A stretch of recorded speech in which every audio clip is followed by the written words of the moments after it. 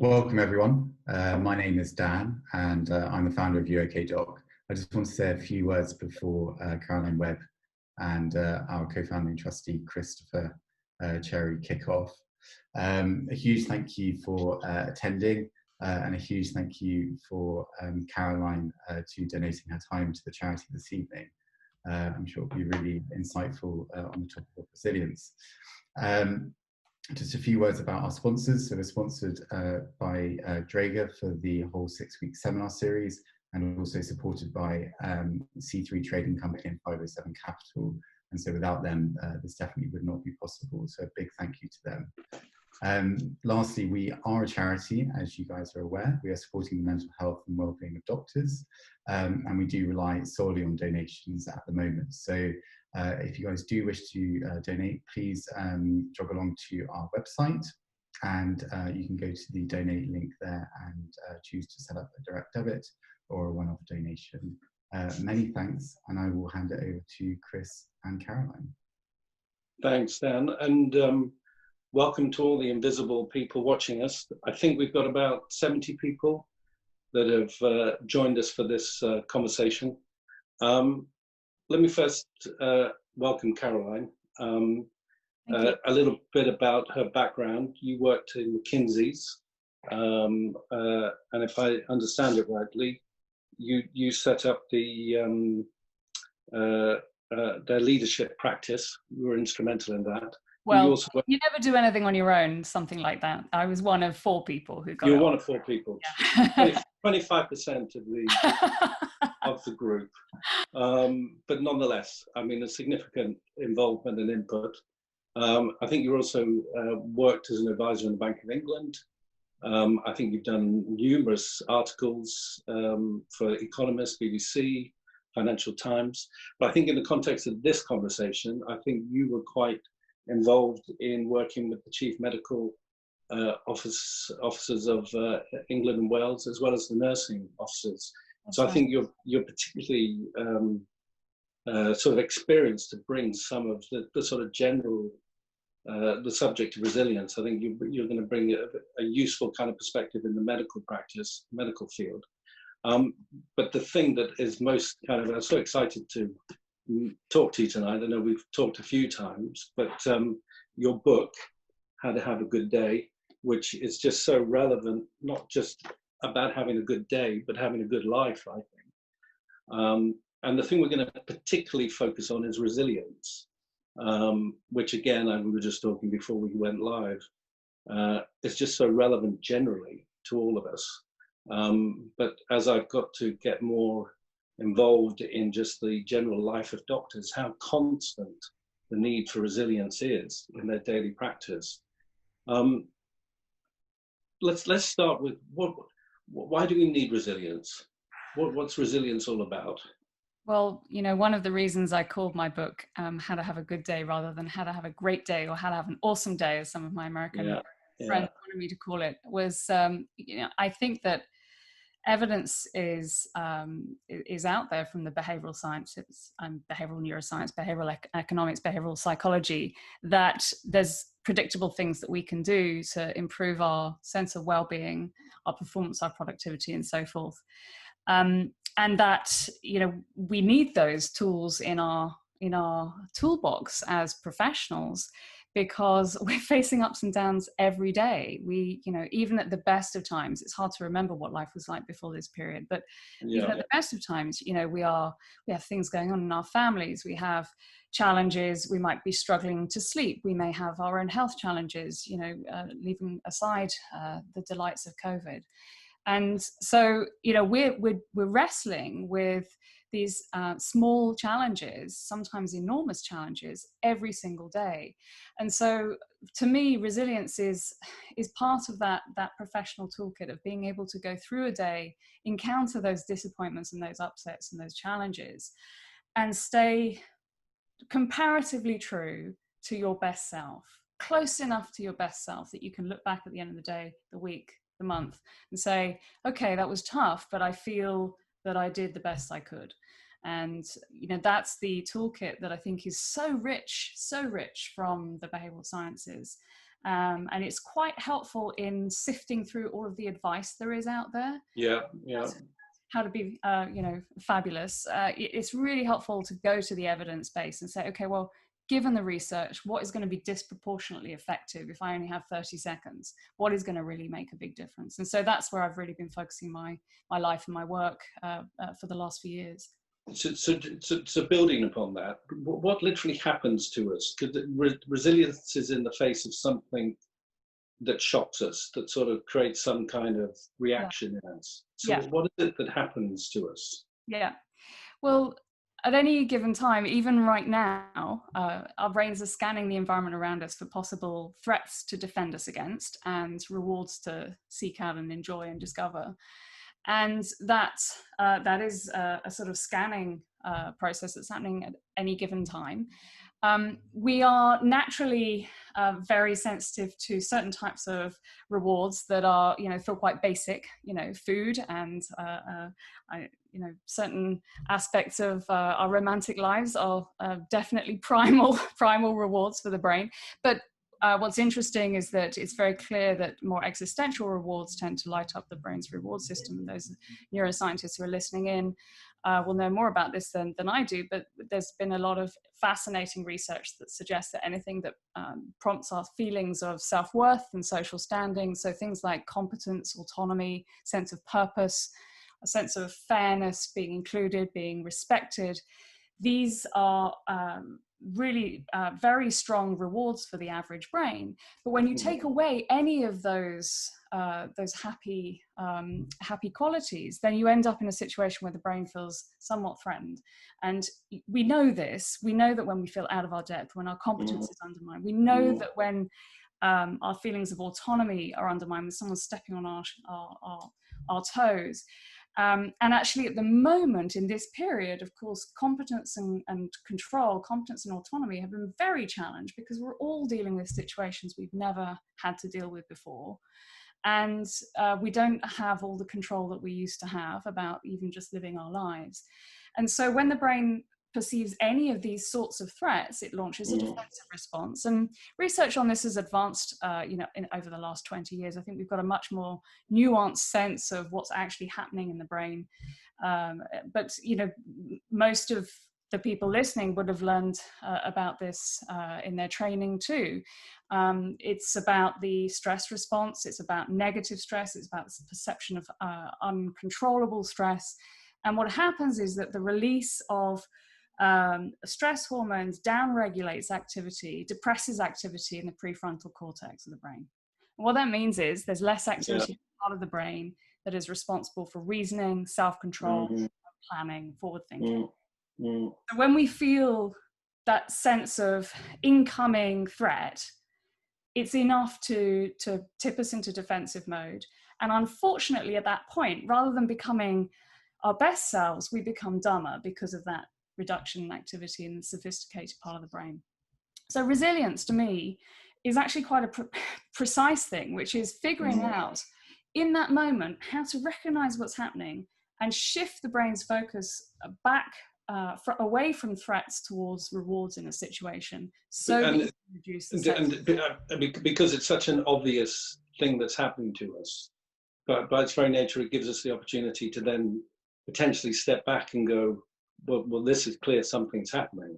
Yeah, it's interesting. I mean, so yes, and also I think that before I started working on this for myself, and when I think about the people that I've coached and that I've supported over the years, until you actually say, okay, well, what is my series of tells? Like, how do I know? What's the physical component? What's the mental narrative that tells me, oh, hold on, I might be on the defensive right now? Because everybody's a little bit different. So some people do have the sweaty palms. Some people do have that feeling of tightness or closeness in the chest. Some people notice something happening to their voice. Some people notice a certain phrase that pops into their minds. I had a client who turned out had this phrase in his head, which was, I am a hammer. I must be a hammer. Because he just wanted to, in terms of the fight, flight, or freeze response, it was very clear that that his defensive response tended to be more often towards fight than flight or freeze. Just say a bit more about, I mean, I think everybody knows generally about that, but just say a bit more about fight, flight and freeze. Yeah, well, I think everybody knows fight or flight. There's been a bit more research recently that the freeze response is something that many animals, including human beings, also have in the mix as that immediate defensive response to an incoming threat. And it often comes before the fight or flight. So you can freeze and then fight or flight. But, you know, of course, these things in the workplace don't actually look like someone punching someone. Although I have had, you know, anyway, yeah, we won't get into that. We won't get into that. I have seen, you know, I have worked in quite aggressive environments where I've seen a good amount of physical stress boil over. But, you know, normally fight is a snappish comment. You know, it's that spiky little that you get from a colleague or you find yourself saying. Or flight might be ignoring the email for the third month running. You know, the thing that, you know, is that you've just been avoiding.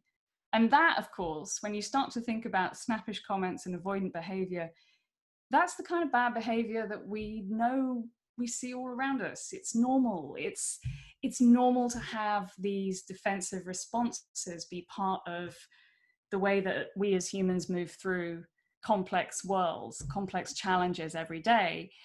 But it's definitely not us at our most nuanced or sophisticated best. It's when we're more likely to do things that are tunnel visioned, that are black and white, that are knee jerk.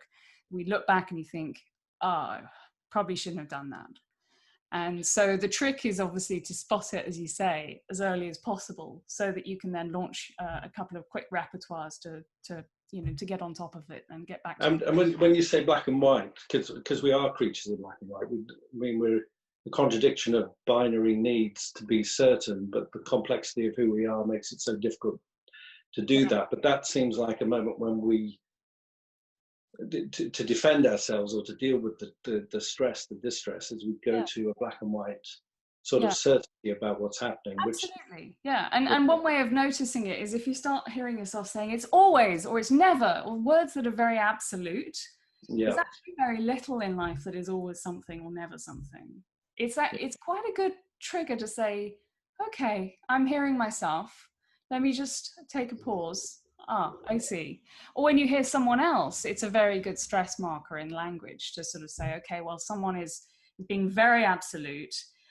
It's not going to work to continue to push against that. There needs to be a pause and a reset in order to move forward.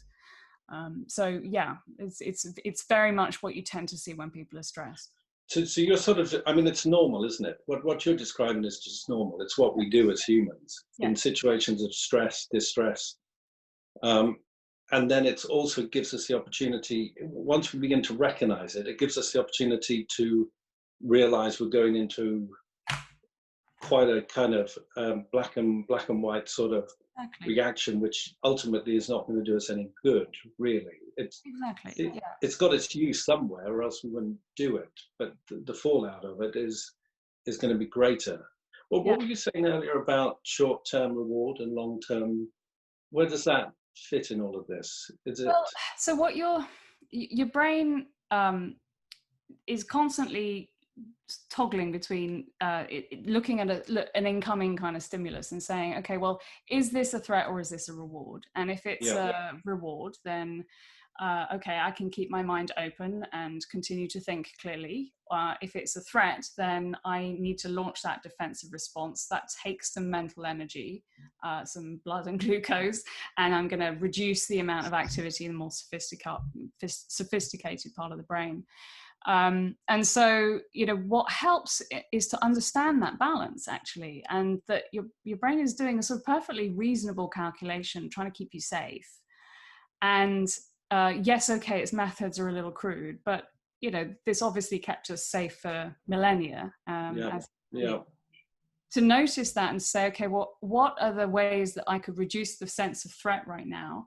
And what are the things I could do to amplify the sense of reward to help me get out of this sort of a state of alert?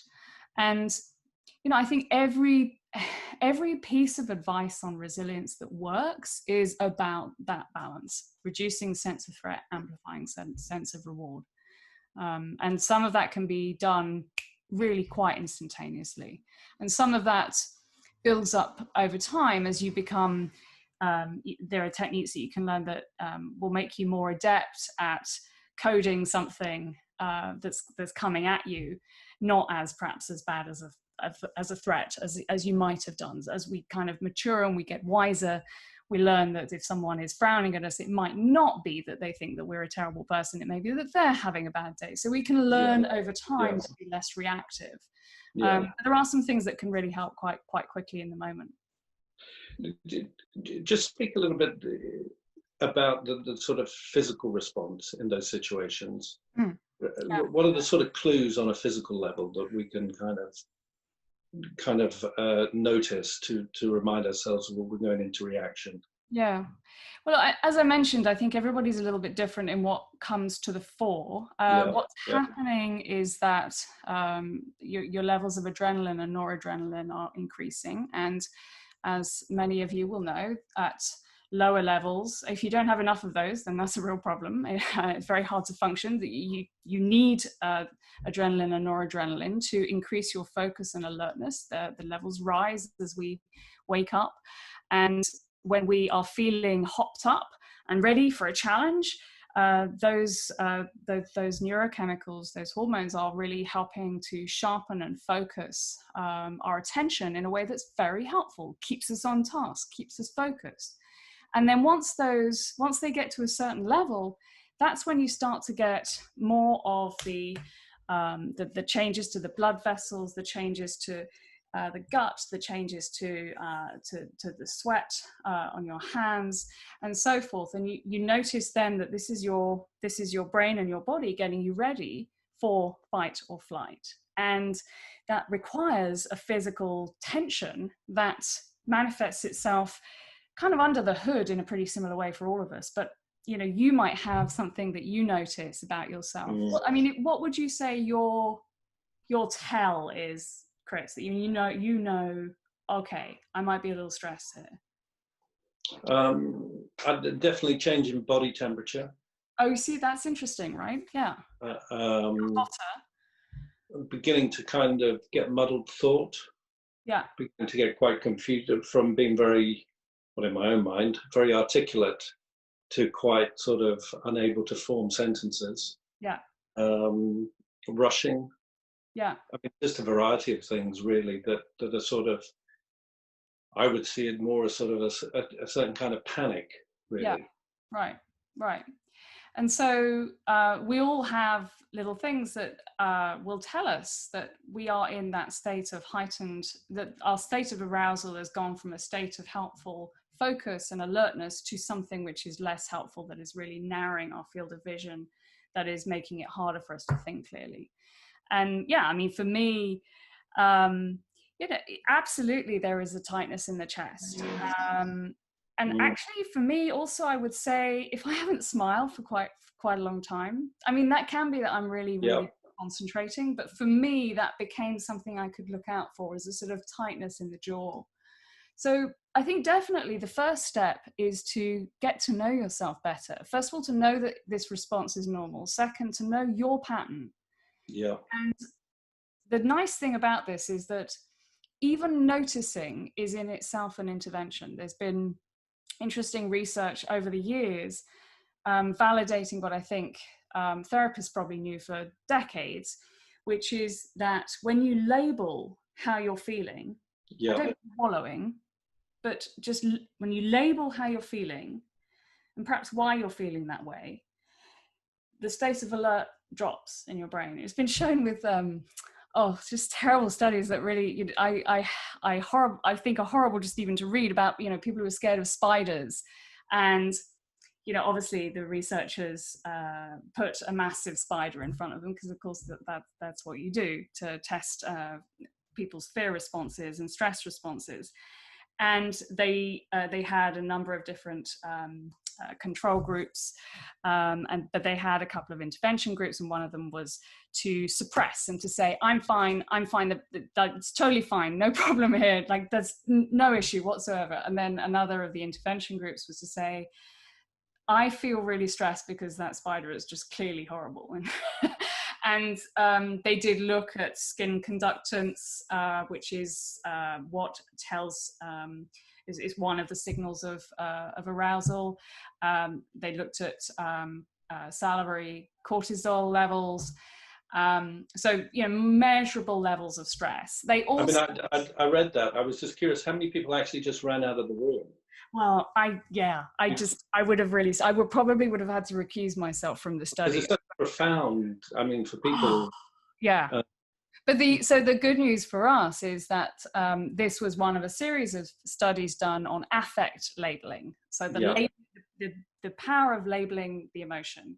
They found that people were genuinely able to get closer to the spider. They had lower stress markers. And then a week later, what was interesting was that they still had that effect. It was not just a one-shot game. So I do think that if you do nothing else, then developing that self-awareness and that ability to just say, okay, so I might be being a bit of a dick right now. I see. And I'm stressed because of this, actually. So, all right. And, if being a little sort of fighty is not your stress response, if it's more about flight, it's just to sort of notice, okay, I might be feeling a little upset, a little nervous right now. I think it's because this is pushing my buttons. Okay, just the sheer fact of doing that, whichever archetype you might be in, will help to bring you back to a place where your prefrontal cortex, the activity in the prefrontal cortex, is able to return to more normal levels. I mean, would it be fair to say that in a way is sort of normalizing the situation? Well, it's acknowledging it. It's certainly acknowledging it. I mean, you don't want to say, if you're in a really, really awful situation and an A&E, or, you've got something terrible happening. Yeah. On the ward, you don't want to say, oh, it's fine, everything's fine. That didn't work in studies. Suppression has been shown not to work. And in fact, suppression is bad for the people around you too. They're more likely to pick up your stress if you just push it down. I think what I was sort of meaning is that it's quite normal that I'm going to react in that way. Exactly. It's normalizing in that sense. It's like, this is okay. This is a normal human response. I'm going to notice it. I'm going to label it. I'm going to acknowledge it. And the sheer fact of doing that is actually going to be an intervention of sorts. And do you think that that's partly because then it potentially frees people up from a kind of internal judgment or criticism, or then there must be something wrong with them? Yeah.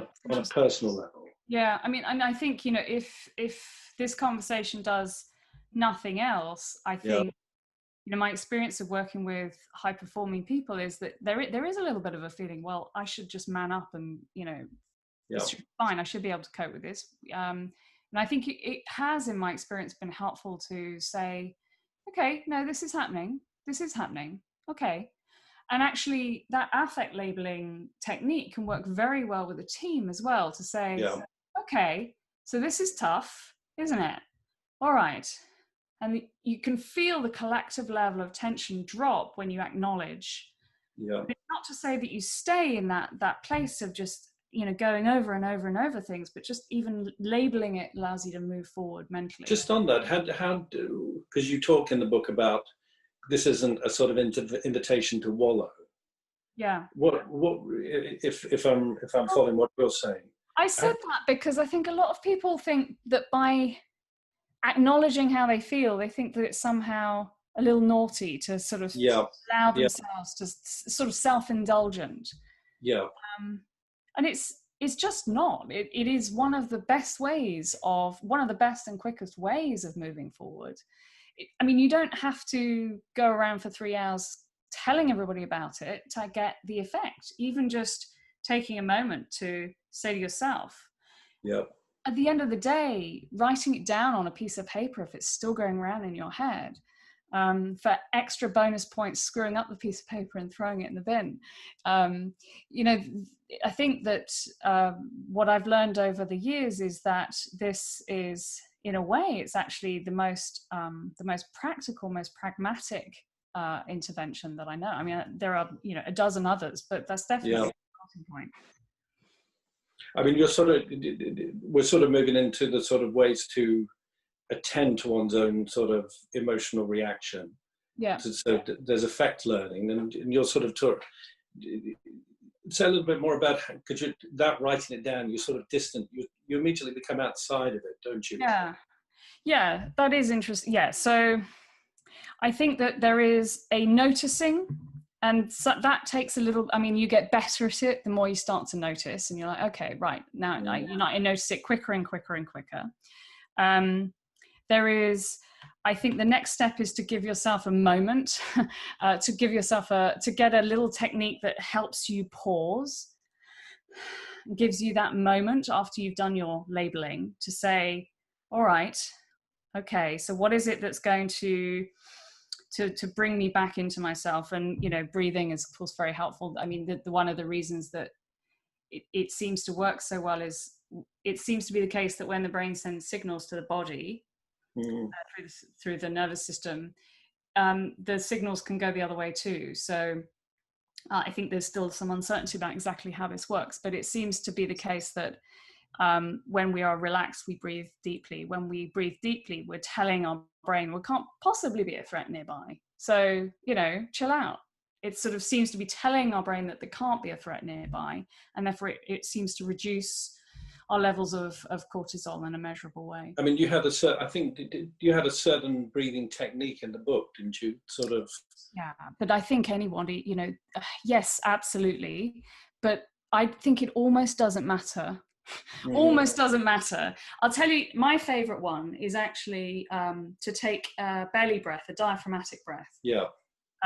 Where you really, I mean, to be blunt, basically what you're doing is you're sticking out your stomach really, yeah, you know, in a way that we're taught not to, perhaps especially as women, we're thinking we want to look svelte or whatever. But the thing is that if you pull yourself up to full height, you can stick your stomach out as much as you want and you won't look at all strange. And if you do that, it's pulling your diaphragm down and it's filling your lungs in a way that is deeper than the normal breath. And I find, so I did the research, I looked at, the studies on this, and it was so interesting how that helped in commuting. Just whenever I started to feel uptight, to kind of take even one, I mean, I try and do 3, but even one, and you can do that in the middle of a meeting or in the middle of a round and say, okay, and that can be enough. That can be enough. And you sort of talk, it's sort of a process of, well, it's an action, isn't it? But it's a process of centering yourself. It's sort of what you're sort of referring to. Yes, and it just happens to have some physiological signaling that seems to be unusually powerful compared with, other physical things we might do. Yeah. And so what once you've sort of centered yourself a little bit, or you've kind of, you've positioned yourself, you're sort of knowing what's happening now. Yeah. What are some of the other things that notice, you consider? Pause, reset. So I like to then have a go-to question that I can ask myself in the heat of the moment that reminds me of something that could be rewarding in the situation. So notice, pause, reset. Okay, I seem to be a little stressed right now, a little jumpy. I just snapped at that person. I see. Okay, one belly breath. Fine. Okay, now the question to reset and reconnect me with rewards in the situation could be a number of things. It could be, doesn't really matter. Go back to competence, control, purpose, being rewarding. Okay, so it could be on purpose. It could be, okay, what really matters most right now? Okay, I'm closing my eyes because that's actually one that that is what I would do. I would say, okay, what is it? What really matters most right now? And reconnecting you to what matters, what your sense of purpose in this situation might be, can be a huge help in getting your brain off the defensive, because you're refocusing on something that is inherently rewarding. And sense of purpose has been shown to be very, to be very motivating. It lights up our reward system. Competence, to say to yourself, okay, what am I good at? Or control, to say, all right, what do I control in this situation? And my experience is it helps to have one question that you just know to use in the heat of the moment, whichever one it is. And so there's a little bit of work to do on yourself, with yourself, to try out a few different questions and see what you find actually you manage to reach out for in the heat of the moment.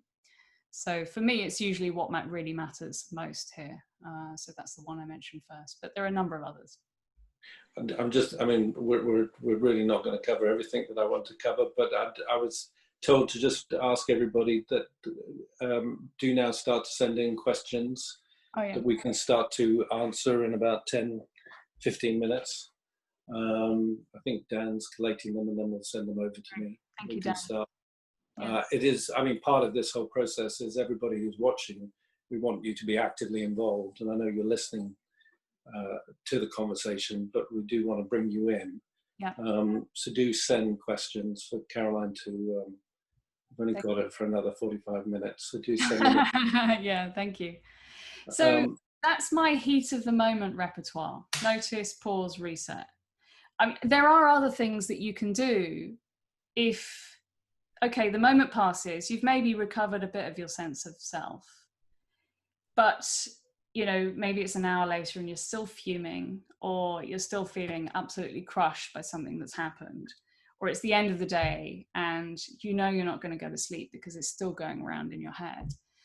Then there's a next batch of things that I think is helpful trying. You mentioned distancing, so I'm happy to talk about that next if you like.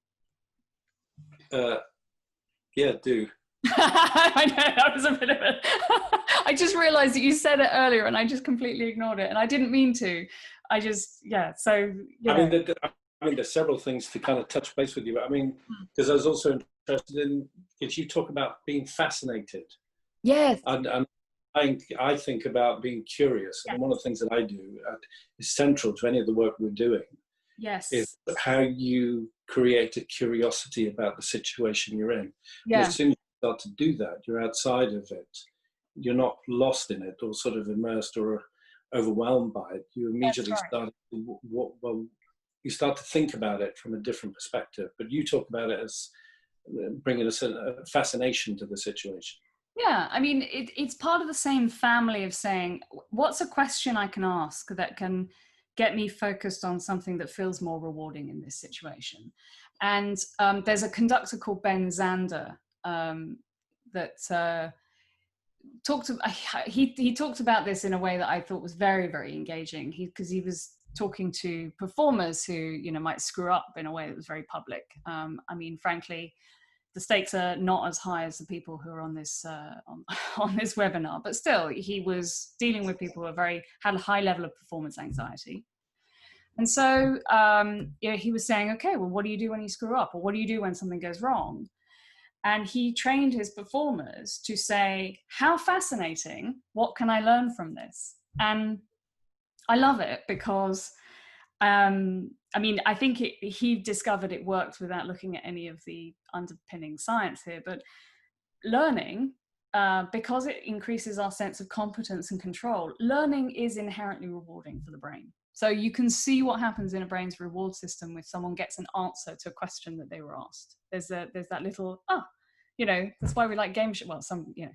Game shows, crosswords, there's that sort of aha, that moment of, and so his little intervention of the how fascinating, what can I learn from this, is very clever as a reset question, because it's going straight to that rewarding thing, which is learning.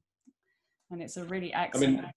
just as you're talking, I'm thinking, because one of the things that I'm sort of very much bring to my work is that we're creatures of mood. And that action in itself changes one's mood. Yeah, and you can do it with a wry smile on your face. And you can do it... So you can do it in a sort of non-Pollyanna-ish way. And you can say, oh, how fascinating, what can I learn from this? Yeah. Ha, ha, ha. But it still redirects some of your attention to, okay, all right, okay, well, that was great. Now what? Okay, what can I learn from this? Even if it means, okay, well, I'll never do that again. It gives you a feeling of something that you can take away from a difficult situation that gives you back, gets you a little bit out of defensive mode so that you can think more clearly. One of the things you reminded me of, and just because we've only got a short period of time, is about being part of a team. because you meant, I mean, both that, the orchestra, but earlier on you mentioned sort of colleagues.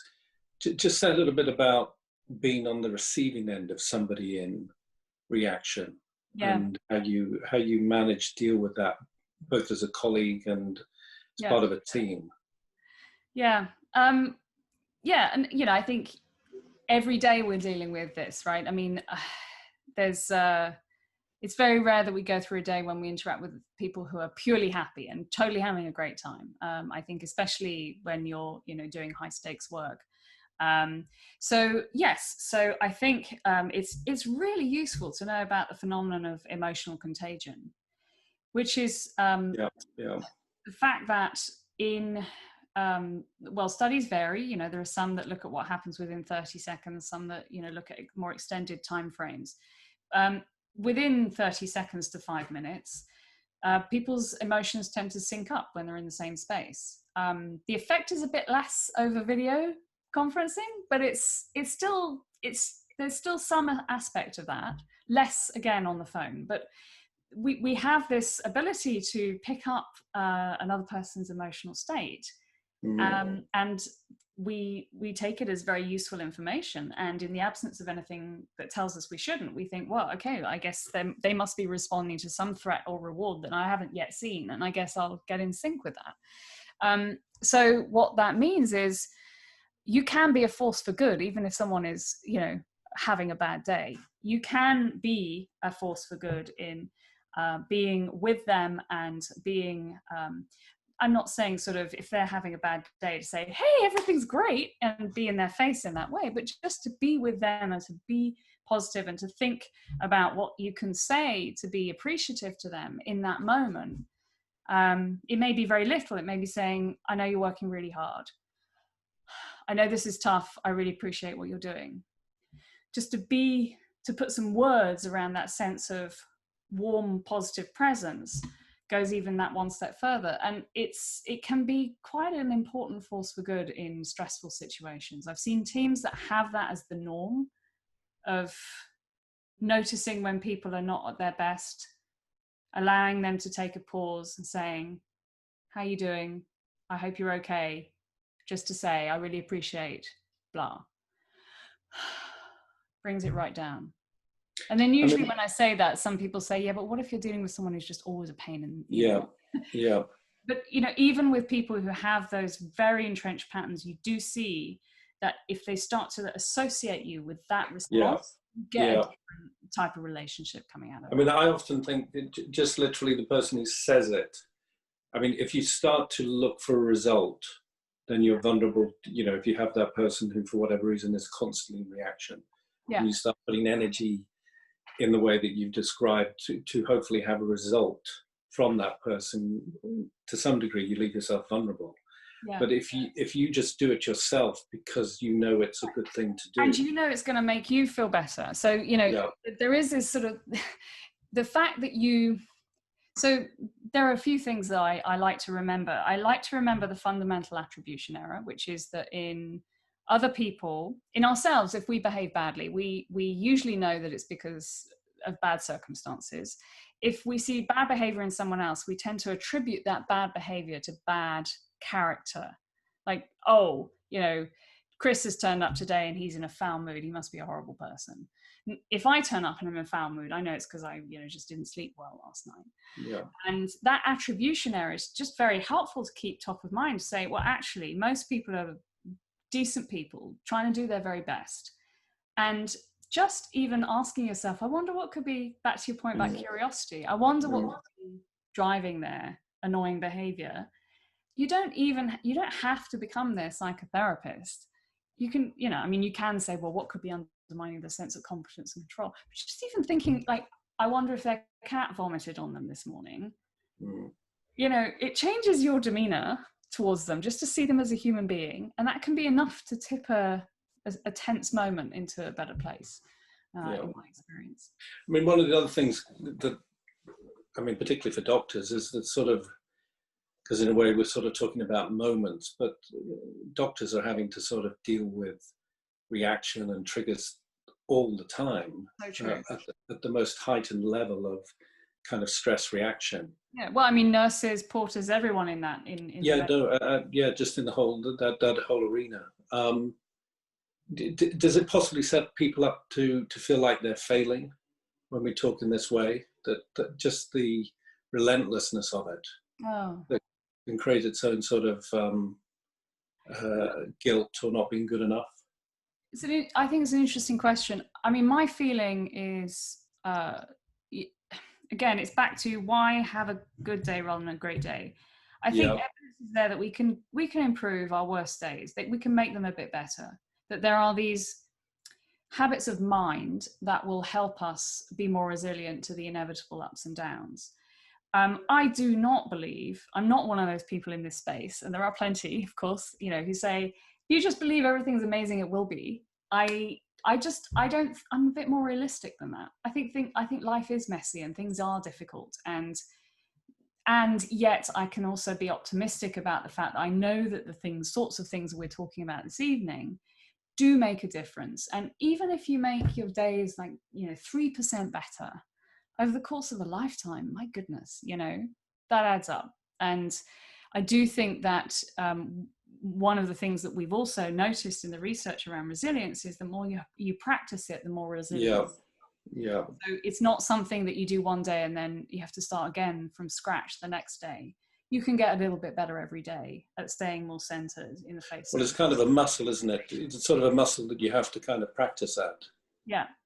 I mean, I think personally, honestly, it's probably been the biggest journey of my, I was going to say professional life, but I mean, personal life. I think, I was bullied at school, like a lot of people, and I think that it actually brought out some useful things, in that it did make me very aware of group dynamics. I was very kind of conscious of where the danger was, and where the threat might be, and how to kind of stay safe and so forth. And I think that probably helped me a little bit in the work that I do, in helping people navigate challenges and so on. But I think in my 20s, as a result, I was just quite stressy and took a lot of things seriously, even as I was trying to help other people. So for me, I don't say these things, saying, well, you should do that, but I'll somehow it's just easy for me. No, I've been working on this for years, and it pays dividends all the time. And going through all of life's challenges, bereavement and divorce and, everything in between, I think these techniques can help you stay centered when you're, when you're navigating the ups and downs, the slings and arrows that every life throws at you. Just to pause for a second, Dan, is it possible for you to come in and ask the questions? Because I'm aware that I'm trying to read the questions and I'm just want to listen to Caroline. Is it? Is it possible? There you go. Here he is. This is great. Yeah, I can come in whenever you guys want some questions. Well, that would be now, Dan. Okay. So the first question, the person said, "Love the point about curiosity." Sir Ken Robinson, in the most popular talk ever, in the most popular TED talk ever, said, "Education is knocking the stuffing out of curiosity." What can Caroline suggest people do to reconnect to the natural childhood gift of wonder and curiosity? Well, great question. Lovely question. Yes, I will. Yeah. I think there is a small intervention that I use, which is when I go for a walk. If I'm walking somewhere, now that we're allowed to leave our houses and go for walks, I always try and look out for my environment. I try to look for an interesting thing, an interesting little building that I haven't seen before, or a plant, and to look at a plant and sort of think, I wonder what that is, and I wonder why it's growing there. In central London, you get a lot of kind of weird weeds that kind of that spring up, and I know that might sound really small, but I think that's a realistic small step where you start to just pay a little bit more curious attention to your environment and say, I wonder what that is, or I wonder how long that's been there. I wonder what that is. And that's, that helps. I think also there's lots of you know, we've talked obviously earlier on about the power of having that go-to question, that reset question be, how fascinating, what can I learn from this? And in fact, I don't know whether you noticed, but I threw my arms up like that. So there is, it can be really helpful to adopt some physical cues that remind you of the reset question that you want to ask yourself.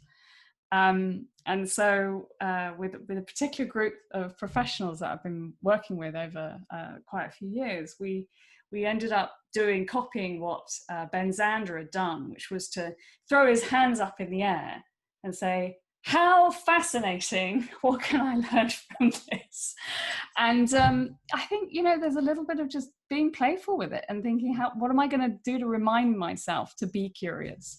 I think that these little moments of playfulness I've seen actually be quite helpful in sticking some of this in people's minds and making the habits a little bit more fun and sticky from day to day. I mean, I think they're all great. Kind of, certainly in terms of sort of childlike sort of curiosity. I mean, I always say it, but exercise is just such a mood changer, and it does sort of bring kind of energy that to me reminds me of a kind of sense of sort of being in the world and engaging and feeling uplifted by being in the world, whether it's a run or Pilates or yoga or whatever it is, that it does bring us back to something. And as I said earlier, we're creatures of mood. Yeah. And it has such a change. Yeah, you're absolutely right. Did you ever hear John Ratey is obviously one of the big researchers in the field of the effects of exercise. He once said that exercise was like a little bit of Ritalin, a little bit of Prozac, because of the what it releases in terms of the neurochemicals in the brain, in boosting our mood and our focus. So. I mean, working with people who are depressed or degrees of anxiety, it's quite difficult to kind of motivate people to do exercise, because they might feel self-conscious or they're going to fail. But literally just acting without having to run 5K or whatever. Yes, just a brisk walk, so you gradually build up. And that's the philosophy I would say. I would encourage people to run all the way through this. Like, something is better than nothing. And it doesn't matter how much it is, it's still worth doing. You know, if you go for a 5-minute walk, great. I mean, for me, walking is what I find easiest to build into, into my life. You know, those short workout. I've been known to just do like 10 star jumps, you know, in my office, just to kind of, it doesn't have to be a lot. And I have to admit that I have been very attracted to research over the years that shows that smaller and smaller amounts of exercise, and indeed smaller and smaller amounts of mindfulness, can bring benefits. Maybe not as much as if you did, hours, but certainly, it seems to be the case that with exercise and with mindfulness, something is always better than nothing. Mm. You've also mentioned sleep as an important. Oh, yes. Yeah, so true. I remember I was giving a talk. Where was it? I think it was a Google. I was giving a talk, and the room was full of engineers, and they had a lot of questions, technical people of all sorts. And one of them came up to the microphone, and he was clearly, a little stressed, and he said, okay, but there's like all of these ideas and all of these like techniques, and I just like, what if just give me one thing, like one thing would make things easier. And I said sleep, and he came to talk to me afterwards, and we had a conversation about the research on sleep and the effects on emotional regulation, stability, and analytical capacity.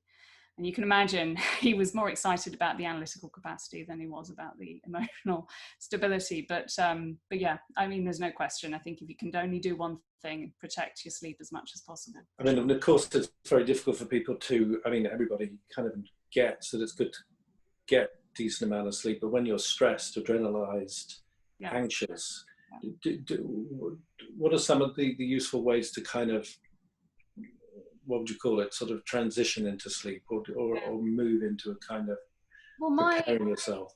Yeah, my sleep's been disturbed on and off over the last few months, even though this is something I really deeply care about. So yeah, absolutely, absolutely think about this a lot. Well, I mean, so let's talk about the things we all know. So we now know, I think everybody knows, that blue light coming off a phone mimics the light wavelengths that wake us up. And so to the extent that it's possible to keep phones and devices away from you, then that's great. Now, I've got a family emergency that is playing out all the time, which means I can't really not have the phone close by. But I can put it on nighttime mode. I can put it on do not disturb. I can do everything to make it non-functional except for, receiving an emergency phone call. So I do think quite a lot about that. I do think rituals and routines have been shown to really help.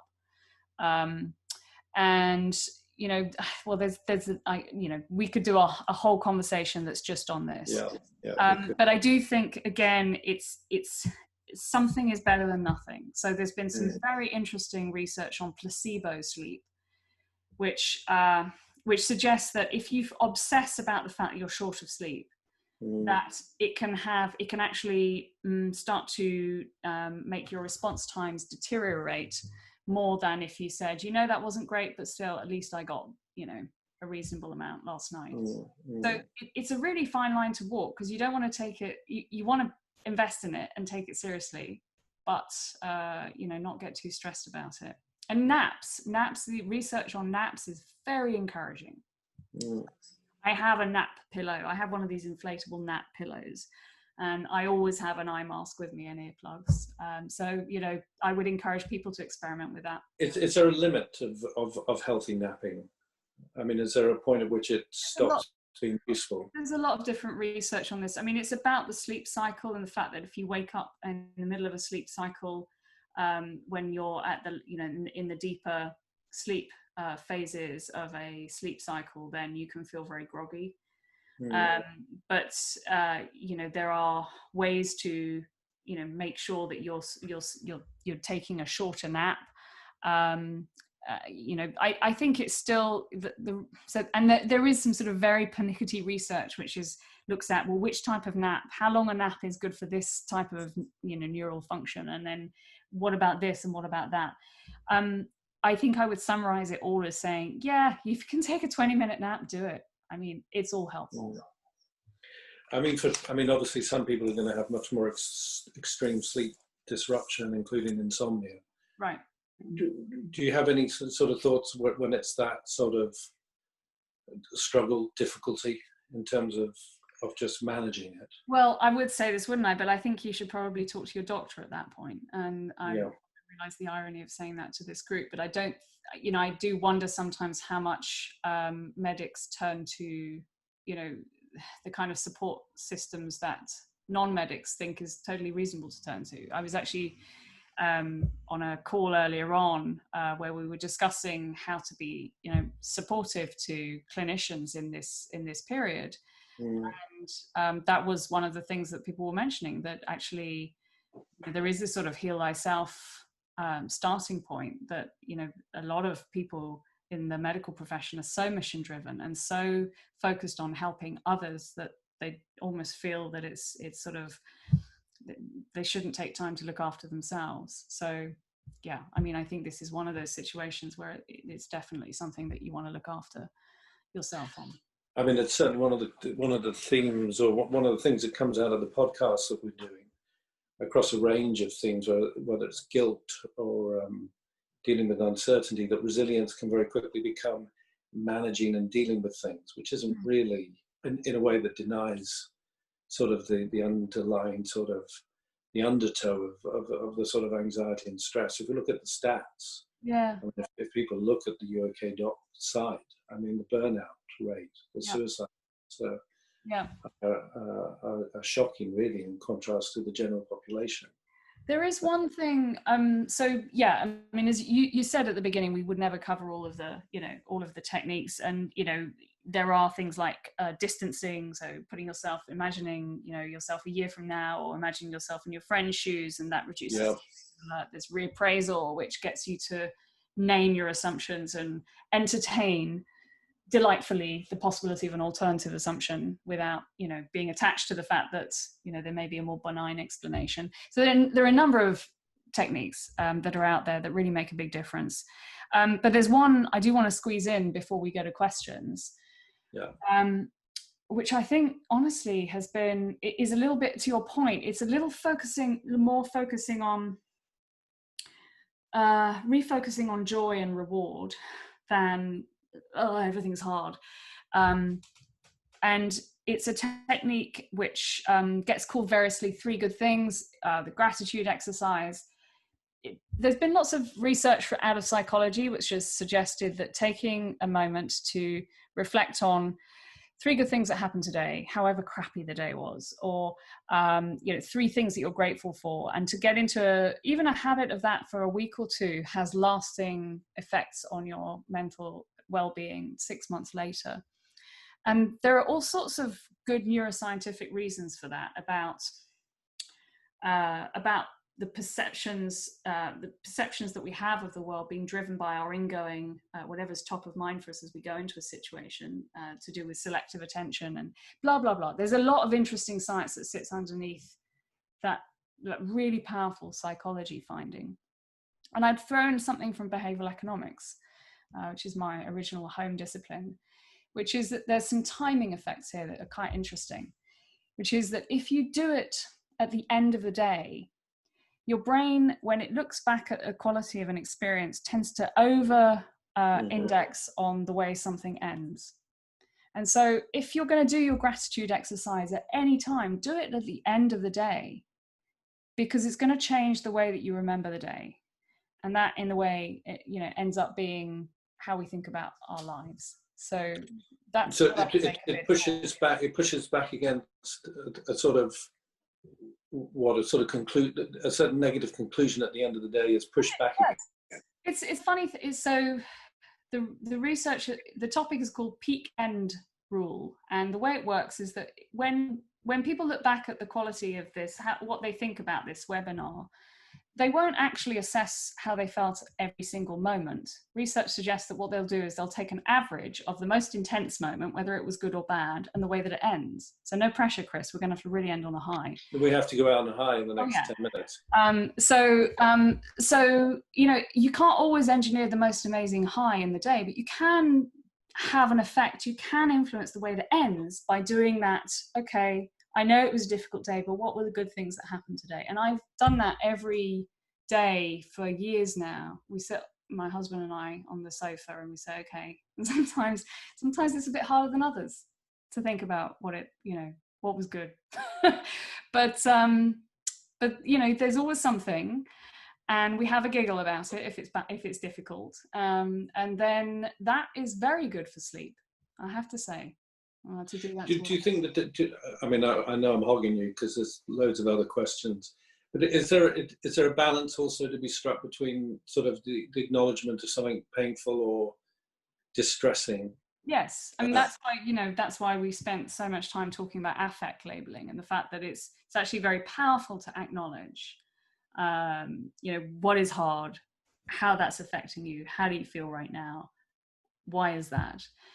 So yes, this is not to take away from that, but it is saying actually you have some choices about where you put your attention, and it's quite powerful, all the research suggests, to make sure that you're directing some of your attention, more than you might, to the things that are going well, even if there are, there's lots of difficult things, and that there is something interesting about doing it at the end of the day because of how it changes the way that your memory of the day will stick in your mind. Dan, can we get another question? Yes, so we have a question about mindfulness. So would you say that practicing mindfulness on a consistent basis increases your resilience and ability to modify your response to stressful situations? Yes, that's an easy one. Yes, the research seems quite clear on that. There are the interesting work done by the Max Planck Institute suggests that different types of mindfulness lead to different types of lasting changes in the brain, which is what you'd expect, because whatever you think about becomes something that you think about more. That's the way that as you've got a very good, very simple explanation of what mindfulness is in the book. Yeah, what was it? Pause and return. Yeah, notice, pause, return. You remember that that's actually a little bit like what I was saying in the heat of the moment is my routine for dealing with stress, which is notice, pause, okay, reset. So really, I'm sneaking mindfulness into my stress response process. But yeah, I mean, when you blow it out into sort of onto a bigger stage, mindfulness is exactly that. It's bringing your attention to a single point of focus and not beating yourself up when it drifts away, just bringing it back. And that technique, whether you focus on your breath, whether you focus on loving kindness, whether you focus, there are a number of different types, and they do affect your brain somewhat differently.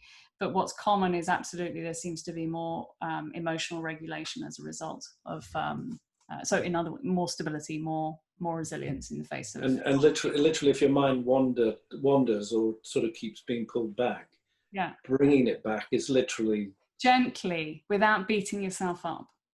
And doing that is literally the act of mindfulness. Yes, exactly. And that's why, and actually I have always been one of those people who has the kind of monkey mind, the chatter. Yeah. So that's why walking has become a big thing for me, because I do mindful walking. I'm like, that's why I'm feeling the way that my feet feel on the ground. I'm noticing the plants, feeling the feet, noticing the plants. And for me, that has become my meditative practice. Yeah. So it's not to say I don't do the breathing and so on, but you know, no. Well, I think mindfulness can be all kinds of different things. It can be creative. It can be some of the more standard sort of meditation practices. But I think one is just literally having your feet on the ground and feeling. I love that. I absolutely love that. I absolutely and yes, I mean we could talk about this much more, but yeah, absolutely. Feeling my feet on the ground is something I do. There was a woman that I was coaching.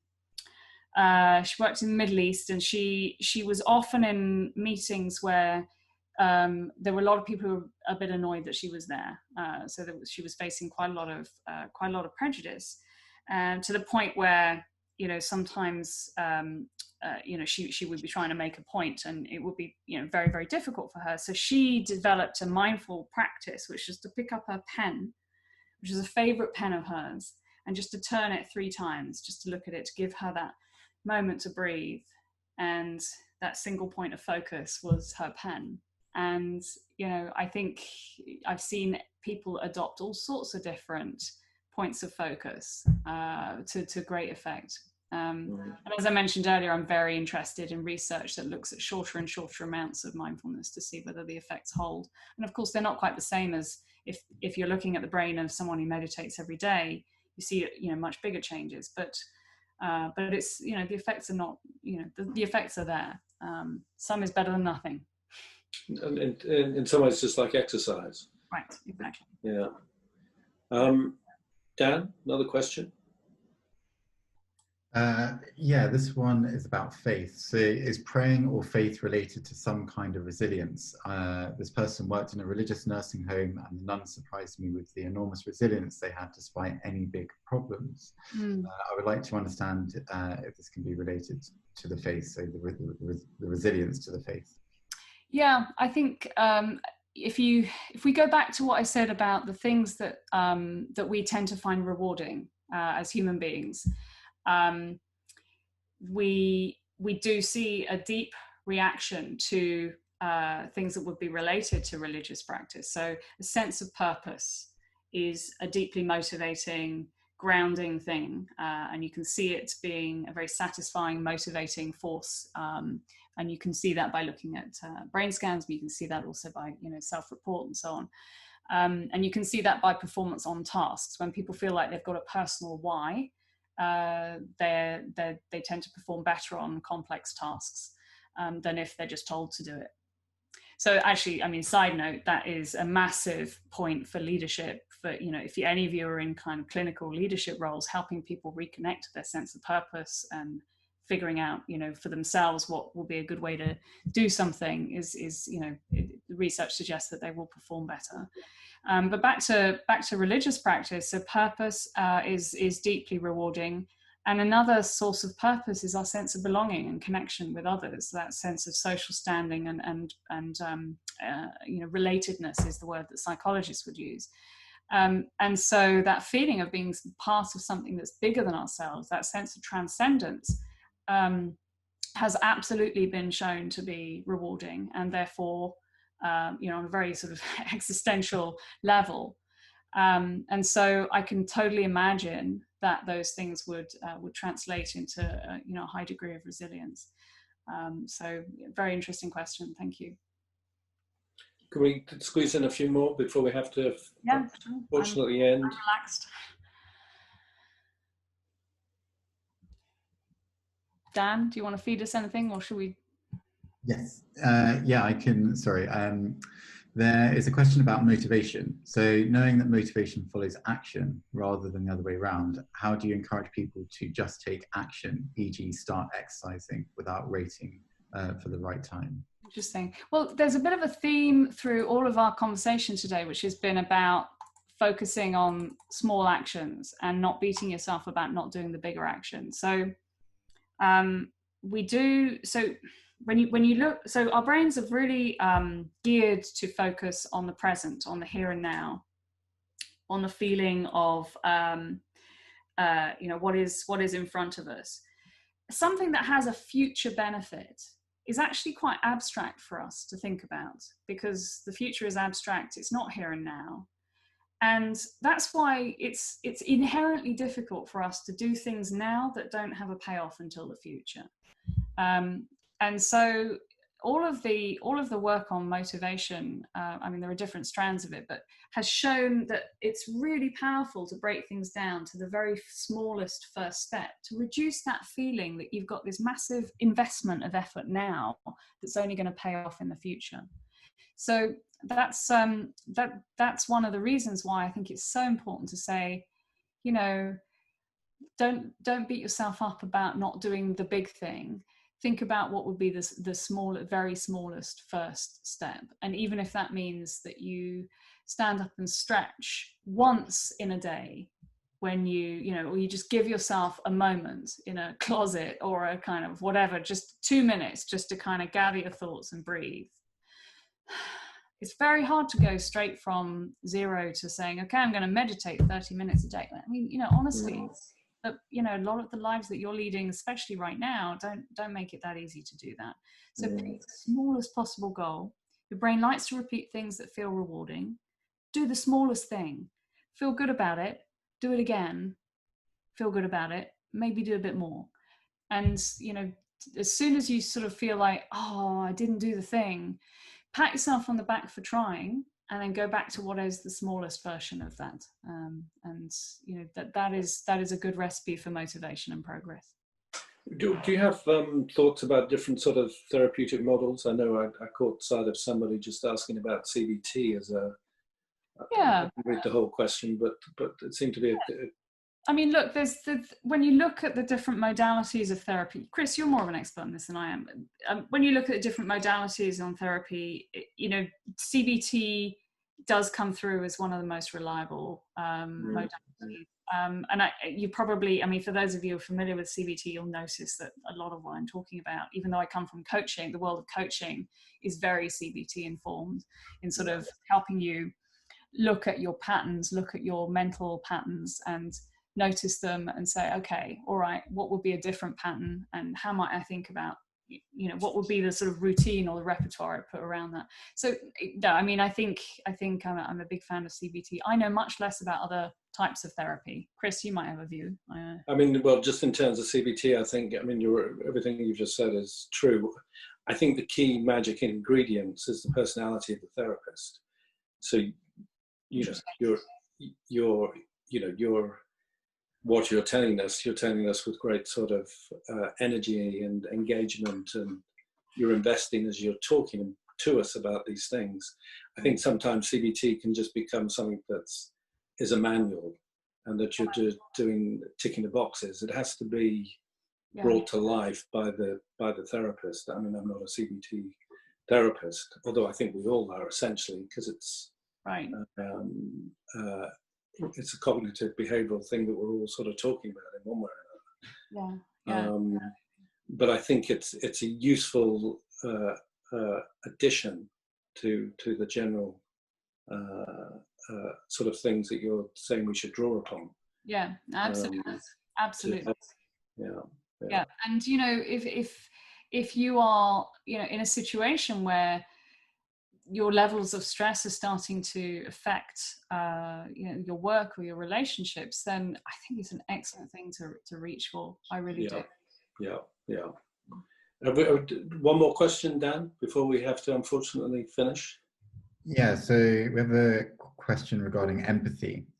What advice would you give to people who are very empathic in terms of protecting themselves and not absorbing too much of others, both colleagues and patients' problems / burning out? Yeah, what an excellent question. That's a great question. Yeah, because you're in the caring professions, and I absolutely. And I don't work on people's physical well-being, but I work on people's emotional and mental well-being, and I think it's a very good question. I think so. The first answer is that all of the things that we've been talking about today make up a healthy mind toolkit that I think if you're in the business of supporting others and caring for others, it's so crucial that you invest in yourself in this way. The little routines that we've been talking about, noticing your stress, labeling it, having your repertoire of reset questions, having your end of day routine. There are lots of other things we haven't talked about, but even just the things we've talked about.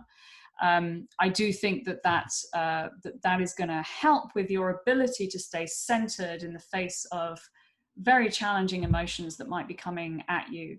I would also say I'm one of those people that gets sympathetic pain, which is great.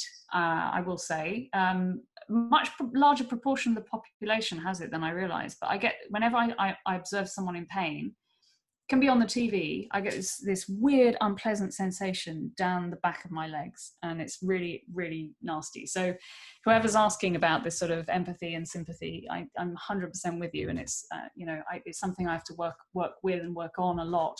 So I do think journaling is very helpful.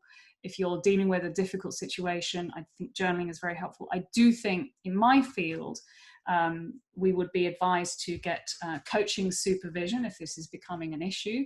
And in your field, that might be about reaching out for the sort, it's a nice way to end perhaps, reaching out for the sort of services and support that YouOkayDoc is providing, and that others like that are providing, because I think it does help to have someone to talk to, just to kind of put things in their place and to allow you to kind of discharge and then step away. But thank you for everything that you guys are doing. You're doing amazing work, and I'm very grateful to have a chance to just talk to you a little bit briefly this evening. Just to follow up on that, I think going back to what you were saying at the beginning, something about communication, being able to talk about these things, is just such a key, proven action to take to address some of the mental, emotional health issues that can come from denying or suppressing, pushing down some of what you feel. Next week on Tuesday, because I'm sure there's loads more questions, but one of the things that we're doing, so every Tuesday following a speaker, we're going to have a huddle where people can be much more actively involved. We're going to have to limit it to about 25 people, but that's going to give people an opportunity to carry on this discussion and debate, which is central to the YouOkayDoc charity. Caroline, thank you so much for being the first speaker of the beginning of programs that are going to continue over the years, and I very much hope you come back. Thank you. To do another one. A real pleasure. Thank you for being such a great host and conversationalist as well. It's been a real pleasure. Thank you. Thank you. Thank you.